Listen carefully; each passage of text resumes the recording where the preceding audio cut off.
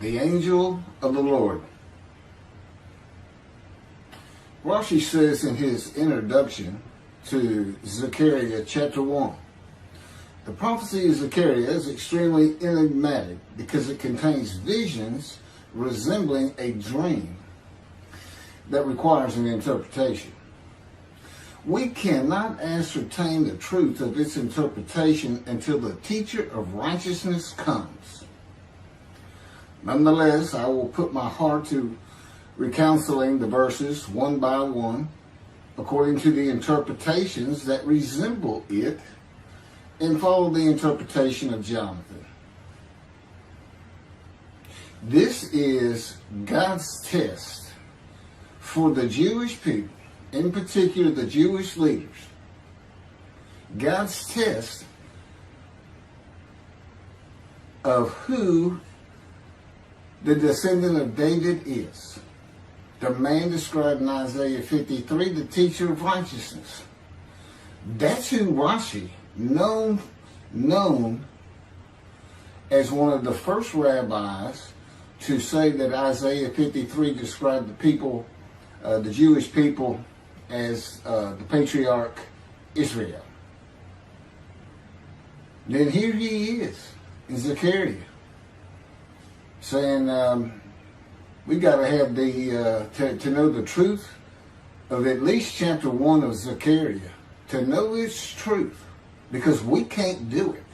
And no Jewish man, religious, academic, commentator, or otherwise, has ever had the answer to this. And yet this video is going to give it to you. Why? I'm a teacher of righteousness. This is Zechariah chapter 1, verses 7 through 12. That's the preamble that Rashi leads into before he starts his commentary. And this is in Midrash form. That's where I take parts of a verse and interpret each in individual segments. Verse 7. On the 24th day of the 11th month of the second year of Darius, the month of Shebat, this word of the Lord came to the prophet Zechariah, son of Berechiah, son of Iddo. This word of the Lord. This verse continues with, in the night I had a vision, which is not a word of the Lord. The word of the Lord coming to Zechariah means the messenger of the words of God has come to Zechariah, who is the angel of God's presence, and the word of the Lord. Literally, that's his name. He has alighted upon Zechariah to bring a vision from God. Not a word, a vision. Verse 8. In the night I had a vision. I saw a man mounted on a bay horse standing among the myrtles in the deep, and behind him were bay, sorrel, and white horses. In the night I had a vision. There's a man on a horse standing in the myrtles.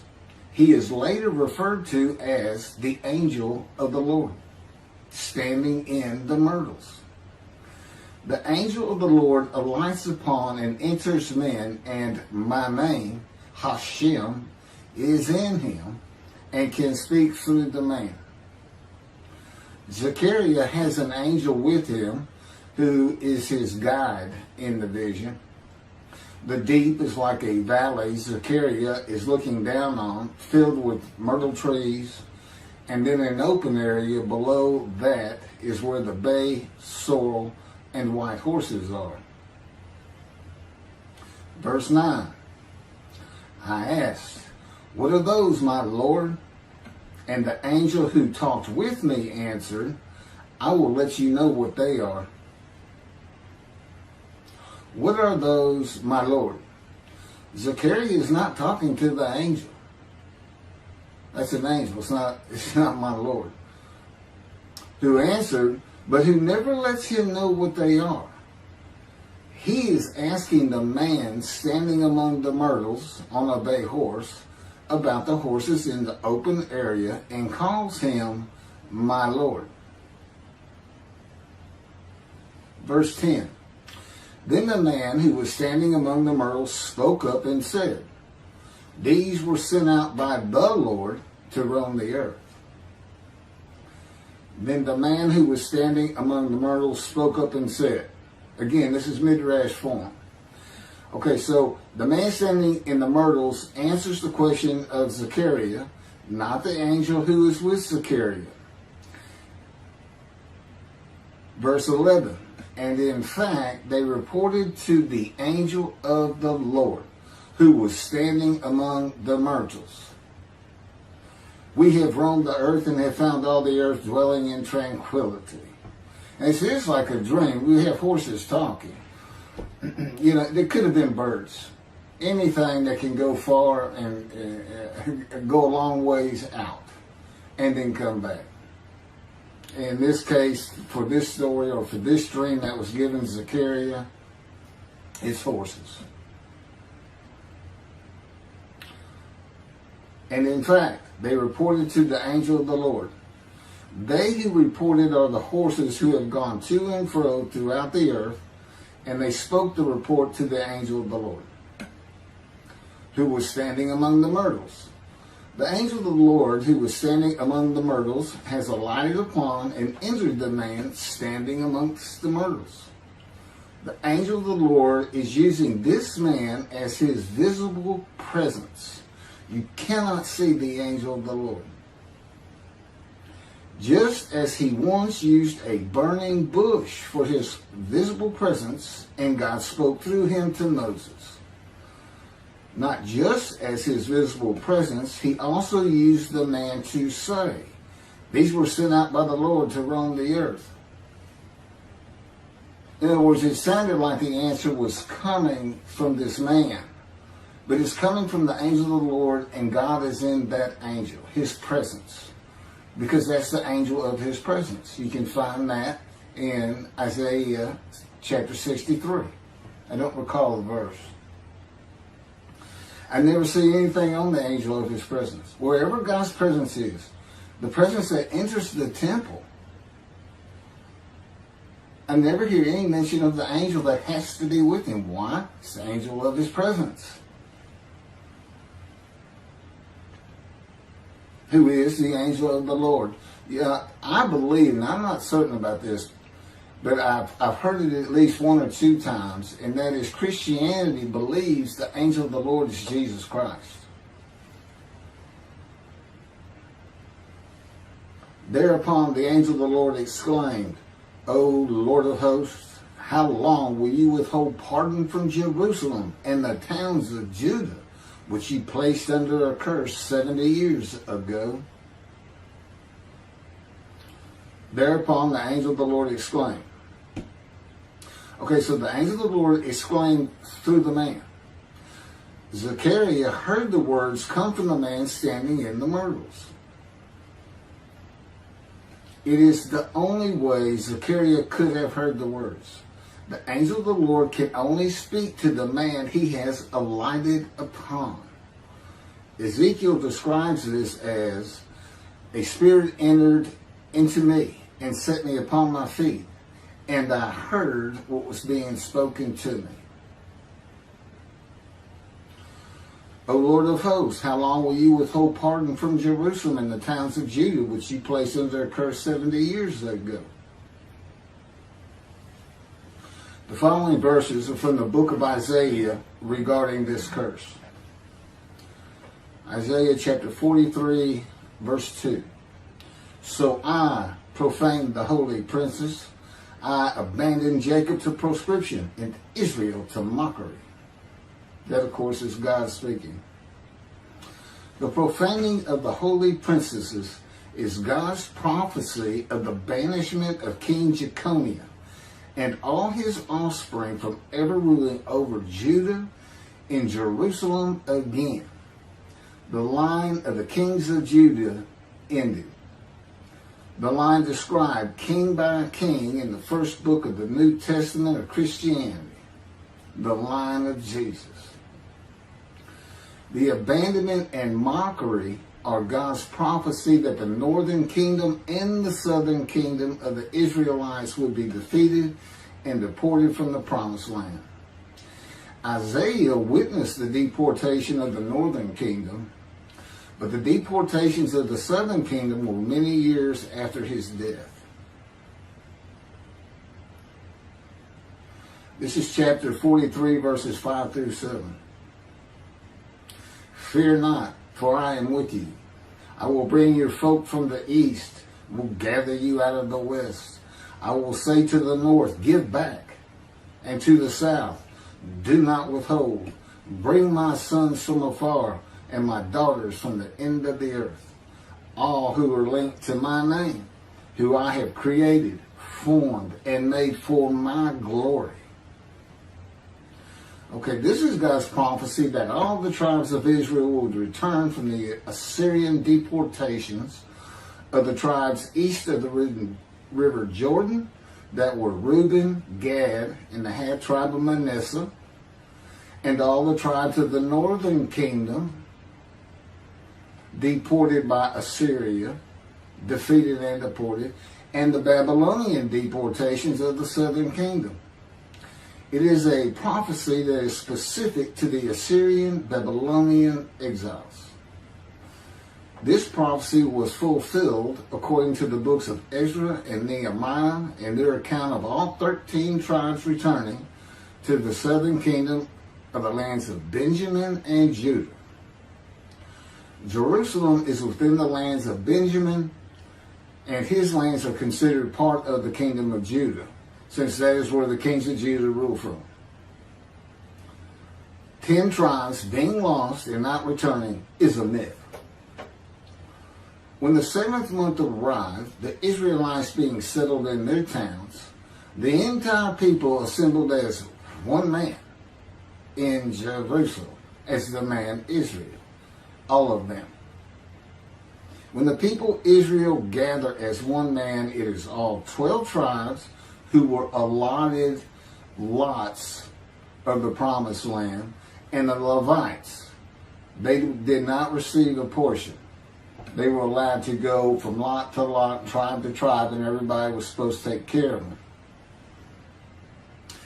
The Levites, that would be Levi, the son Levi, the priestly tribe without an allotment of the promised lands.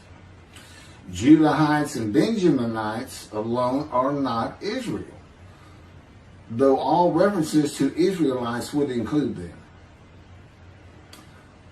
All of Israel had returned together to Jerusalem and Judah, mindful of the imported Gentiles in the northern kingdom, imported by the Assyrians, many of whom tried to stop the building of the second temple. This is why everybody returning, all 13 tribes, all went to Judah. The northern kingdom was occupied by Gentiles, I would assume Assyrians and Arabs.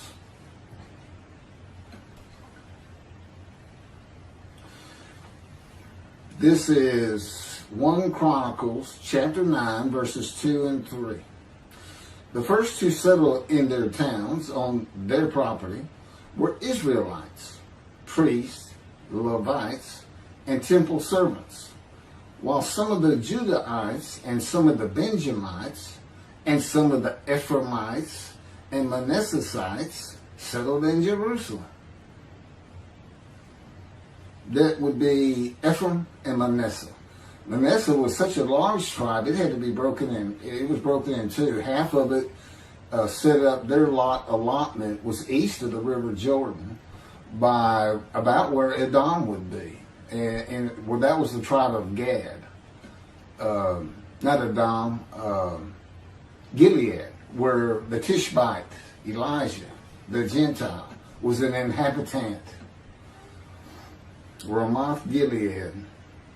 Manassites, Ephraimites, and Judahites were the tribes with the largest allotment of the lands of Abraham, and Jerusalem is in the lands of the Benjamites. Those are who just got mentioned. The 3 largest lot owners. Okay, Benjamin, that's where Jerusalem is. He's important. And of course the priests, the Levites.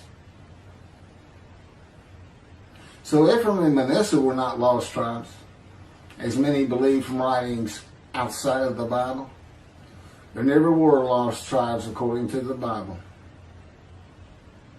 Okay, so all 13 tribes returned and settled in new towns. The accounts of the deportations indicate there was not much left of the old towns. There is no account of how the new towns were settled, though it is unlikely it was based on prior ownership. The exile lasted too long for the deported owners to still be alive, and the tribes of the northern kingdom had to build new towns to live in. It also says the Levites settled in on their lands. So everybody had to pick and choose, and I'm sure the the strong and wealthy got the best places, and again, many just settled in Jerusalem. Okay, this is Isaiah chapter 43, verse 14.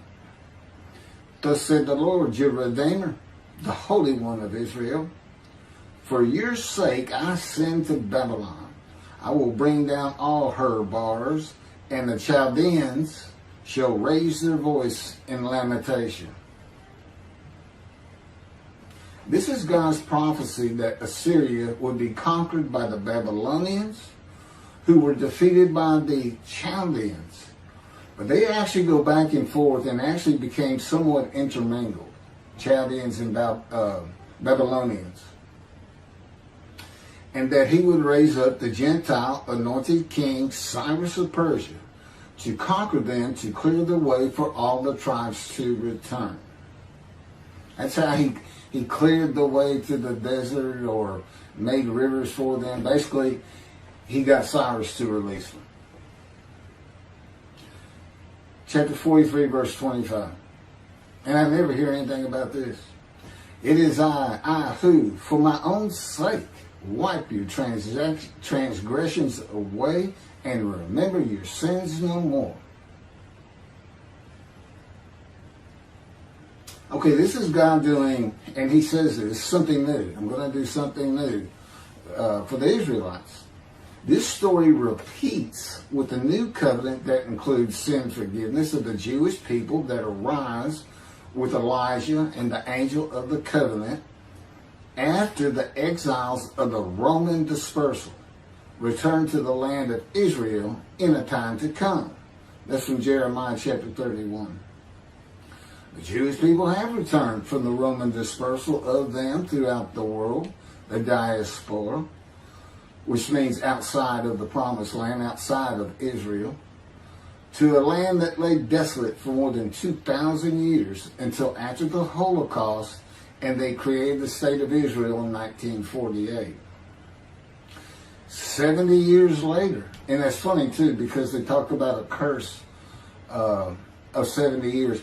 That 70 years, I believe, just applies to the last of 3 deportations of Judah and the defeat by the Babylonians, because the northern kingdom had been defeated and deported long before that, and the first to be defeated and taken to the lands of Assyria was Gad, the half tribe of Manasseh, the lands east of the river Jordan. 70 years later, the land blooms again. Jerusalem has been rebuilt as a great city, larger than it was in ancient times, according to God's words in Jeremiah 31. The time to come to deliver the new covenant with sin forgiveness is here. That's very important for the interpretation of at least chapter 1 of Zechariah. That means the angel of the covenant that you desire of Malachi 3 is on his way, followed by God and the messenger Elijah. And when God's third temple is built, he will return to it suddenly. This is the day of the Lord. That's Malachi chapter 3. Now, Zechariah is in Jerusalem, and the construction on the second temple is about to begin. Isaiah has written God's words of sin forgiveness, which would have removed the curse long before this, when they were returning, when the remnant of the 13 tribes was returning. And the angel of the Lord proclaims, O Lord of hosts, How long will you withhold pardon from Jerusalem and the towns of Judah, which you placed under a curse 70 years ago? Okay, this vision of Zechariah and the words of the angel of the Lord through the man standing in the myrtles regarding the curse 70 years ago is to make Zechariah think and try to understand why the angel of the Lord would say this. From his perspective, the curse was lifted. He was back in Jerusalem with all the tribes preparing to build the second temple. The vision is for Zechariah to find out how and when the curse was lifted.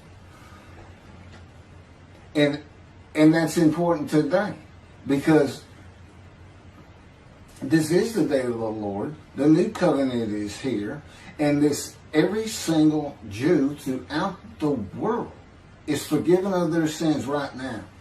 And that message has been given to me to be delivered. And it's not getting out there. It's just not getting out there, and that's what happened here. Because if you read Ezra and Nehemiah, it's clear they had no idea that their slates had been cleaned. And sin and continue. You know, once you know that God has just said, okay, I'm not going to remember any of that. Let's all start fresh. I'm here with the covenant of friendship. Let's everybody start being observant Jews. Okay? Which would include going to Yom Kippur. Having a slate clean does not mean you have a lifetime now of sin forgiveness. The books of Ezra and Nehemiah reveal, this is how God had me write it down. This is from the book, Isaiah 53, in the day of the Lord, that was dictated to me. The books of Ezra and Nehemiah reveal that the 13 tribes did not know they had been forgiven. Right. We had to wait for the teacher of righteousness to know. And this is another thing I never see in this Messianic era that is taught, that is coming, is that God is with the descendant of David as he was with Moses. I mean, just right there with him.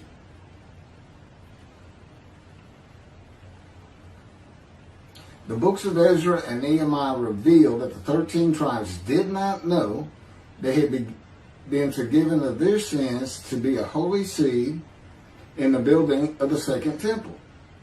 If people know they have been forgiven and have a clean slate from past transgressions against God and his laws, they are more likely to stop their sinful ways and abide by his laws in the future.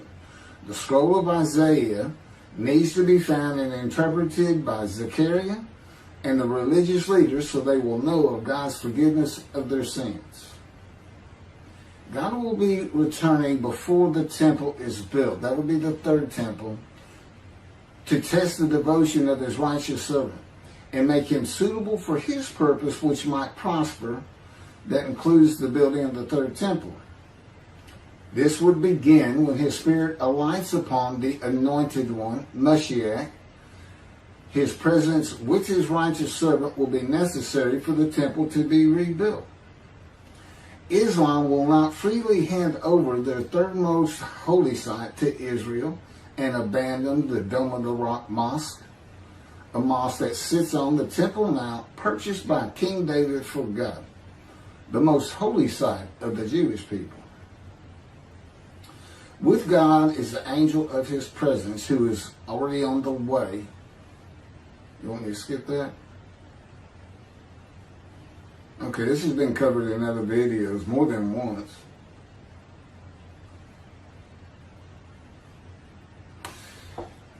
The prophet like Moses will have other similarity to Moses beyond writing God's words at his command and direction. As this was written, at God's command and direction, I typed those words. To the greatest degree possible for any human being, Moshe's identity and existence became one with the Creator. Now that's who you're looking for when you say the prophet like Moses. It's not Joshua. I've heard that one, which is, it says right there on that page, there's never been another prophet like Moses. Well, his attendant Joshua standing right there, if that's, anyway. Moshe's identity and existence became one with the Creator. I don't think you can say that of Joshua. I don't think you can say that of any man until the Spirit of God alights upon him in chapter 11 of Isaiah. He surrendered himself to God to the extent that our sages say the Shekinah, divine presence, which is the angel of his presence, who is the Holy Spirit. He's an angel, and his body is not human form with wings. His body is the Spirit of God. Wherever God is, his Spirit is. Wherever his presence is, the angel of his presence is. They're always together. So when they alight upon a man and say, okay, we have tasks for you, that man immediately becomes a man in divine beings. And that's the Shekinah. That's the Spirit of God and the presence of God entering into the temple, which would include the angel of his presence. The Shekinah spoke through Moshe's throat. As I have mentioned, God can speak through me. You're only going to know it, just like with the man standing in the myrtles, by the words that are spoken. Okay? Because it's my voice. But it's not me. You know, I can tell the difference. You can't, other than those would be how God would state it. And you can, if you watch closer, you can see it happen in all these videos. I mean, for the most part. Where God just, you know, it just throws out a sentence or two. And I just keep going, you know. I let him get done, and I just pick up from there. We've been working on this for over 13 years. That's from the Zohar, Volume 3, page 232A. And then it says, i.e., he was God's veritable mouthpiece on this earth. That's from the Sefer Hashikos 5749, Volume 1, page 290, and a footnote. The prophet, like Moses, will also have the answer to these questions. Quote, the great Jewish philosophers try to understand the question of how Moses heard God literally, some insisting that God spoke actual words and Moses heard them with his ears, while others suggest that God's speech was communicated silently to Moses' intellect and only uttered in sound by Moses himself. Maimonides, Rambam, even as he affirmed the communication between God and Moses as a fundamental Jewish belief, ultimately conceded the mysteriousness of that process. The entire Torah reached Moses from God in a manner which is figuratively described as speech, but no one has ever known how that took place except Moses himself, whom that speech reached. That's commentary on the Mishnah, Sanhedrin, Chapter 1. Well, I have the answers, and I've been telling you the answers. God is in his Spirit. Spirit enters into you, because we find it in Ezekiel. There's where God tells you. God was telling Ezekiel, Ezekiel, get up on your feet. Ezekiel says, at that very moment, a spirit entered into me, and I could hear the words of God. There it is. When he enters him. Now, he's not hearing that through his ears. There's the first question answered. It's not to your ears. And there is a silent knowing. That's what we call it, what God has taught me. Now, generally, I just hear words as though they came in through my ears and they're in my mind, as though my eyes and my ears had perceived. But he can put just knowledge into my mind without uttering a word. And it's kind of can be pointed out easiest with when he comes to a man, and like he came to Samuel, and Samuel just says, here I am. It's as though before he speaks to you, and this is what happened with me, he put in a knowledge in my mind that the God of creation was about to speak to me. And so when he did speak, it was as though he had always been there speaking to me. Not unlike how Adam would have felt.